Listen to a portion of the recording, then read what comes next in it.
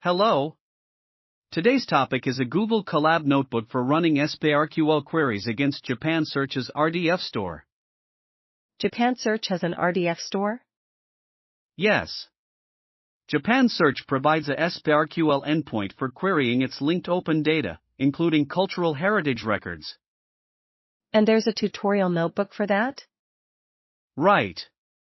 The author created a Colab notebook with examples of how to run SPARQL queries using Python. That's useful for getting started with RDF in Python. Where is the notebook hosted? It's on GitHub and can be opened directly in Google Colab. The article links to it. What kind of queries does it cover? The notebook demonstrates how to query Japan Search's RDF store using Python, useful as a tutorial for RDF stores in general.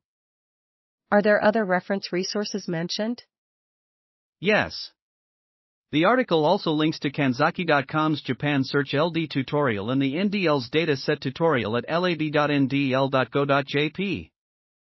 Good starting points for anyone new to SPARQL and Japan Search. To summarize, this article points to a Colab notebook for running SPARQL queries against Japan Search using Python. It's a short introductory post, with the notebook doing the heavy lifting for the examples. The additional links to Kanzaki.com and NDL's tutorial round out the reference material. Useful for digital humanities researchers who want to start working with Japan Search linked data.